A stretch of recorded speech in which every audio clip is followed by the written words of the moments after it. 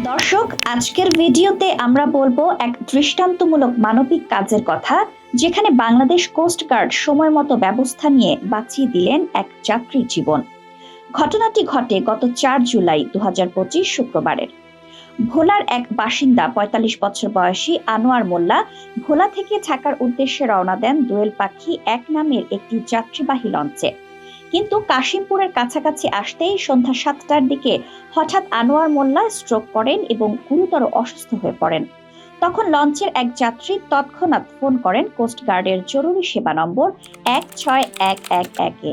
এই কল পেয়েই দ্রুত ব্যবস্থা নেয় কোস্ট গার্ড স্টেশন পাগলা।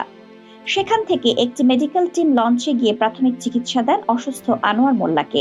এরপর তাকে দ্রুত কোস্ট গার্ডের বোটে করে নিয়ে যাওয়া হয় ঢাকার সদরঘাটে।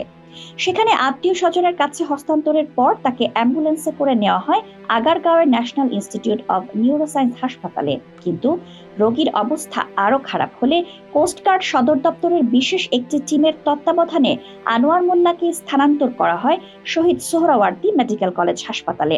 বর্তমানে তিনি সেখানে চিকিৎসাধীন আছেন এবং তার উন্নত চিকিৎসা চলছে।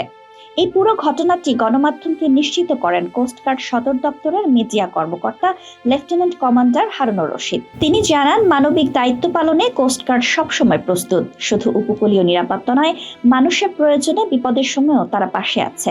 তাই উপকূল বা নদীপথে যে কোনো জরুরি পরিস্থিতিতে সাহায্য পেতে এখনই মনে রাখুন জরুরি নম্বর ১৬১১।